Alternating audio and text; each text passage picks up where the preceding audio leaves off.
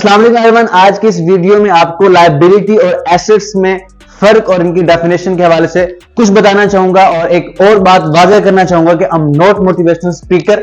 एक स्टूडेंट होने की हैसियत से कुछ चीजें समझाने की कोशिश करूंगा जिससे हम खुद के लिए, अपने फैमिली के लिए, अपने कंट्री के लिए कुछ बेहतर कर सकें। अच्छा, हमारे पास है assets and liability. Assets basically क्या है, लायबिलिटी क्या है, जस्ट लिसन। एसेट्स वो होते हैं जिनकी वजह से आपका कैश फ्लो बढ़ता है, आपकी इनकम बढ़ती है, आपका बैंक बैलेंस बढ़ता है। लायबिलिटीज की वजह से आपका कैश फ्लो कम होता है, आपका बैलेंस कम होता है। That's mean assets it's put money in your pocket and liabilities is take money from your pocket. That's it. ये है एसेट्स और ये है हमारे पास लायबिलिटीज। अच्छा, होता यह है कि हमारे कुछ नौजवान ओवरसीज पाकिस्तानियों की बात करें जो पाकिस्तान से बाहर की कंट्री में कमाने के लिए जाते हैं, वहां कमाते हैं, जब कमाने के बाद वापस आते हैं, कुछ साल तक अपना लाइफस्टाइल बेहतर रखते हैं, लेकिन एक टाइम आता है वो खाली हो जाते हैं, उनके पास कुछ नहीं रहता।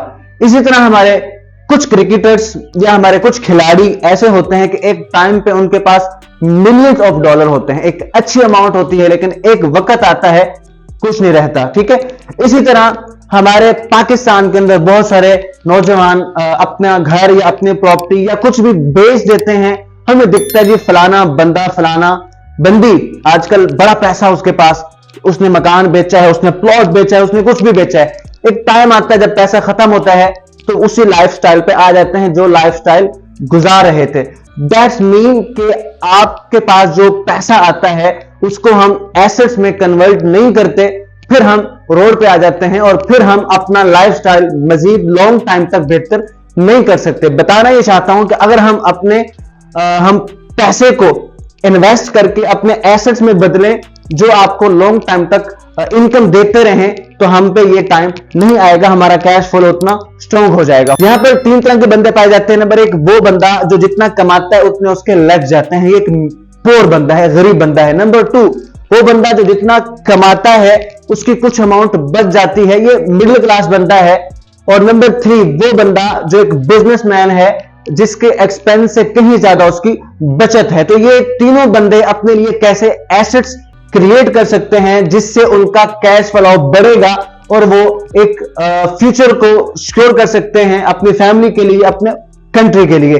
जिसके पास कुछ भी नहीं बचता उसको ये देखना है कि वो कहां अपना पैसा ज्यादा लगा रहा है। लाइक उसका मोबाइल फोन है या कुछ ऐसी चीजें हैं जहां उसको लगता है कि मैं यहां से थोड़े थोड़े पैसे निकाल के अपने लिए एक छोटा सा एसेट क्रिएट कर सकता हूं जो बढ़ते बढ़ते एक बड़ा एसेट बन जाएगा। जैसा कि आप जानते हैं कि कतरे कतरे से दरिया बनता है, अगर एक ही कतरा एक ही जगह पर कई दफा और कई साल गिरता रहे तो वही सुराख कर जाता है। तो ये बंदा भी छोटी छोटी इन्वेस्टमेंट करके अपने लिए एसेट क्रिएट कर सकता है। नंबर टू, जिसके पास कुछ अमाउंट बच जाती है वो इन्वेस्ट कर सकता है रियल एस्टेट में या कहीं और, लेकिन इन्वेस्ट करने से पहले सही बंदे से मालूमात ले ली जाए और उसको खुद बजाते खुद उसमें इन्वॉल्व हुआ जाए।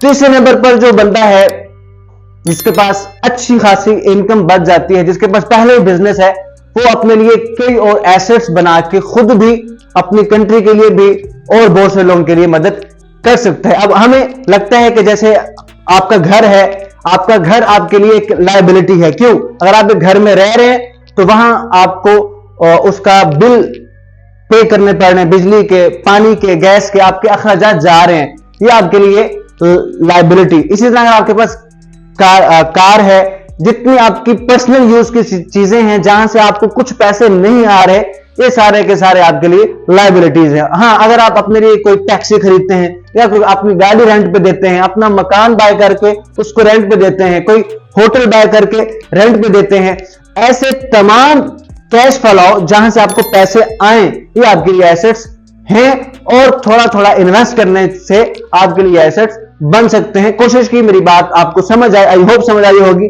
Stay blessed.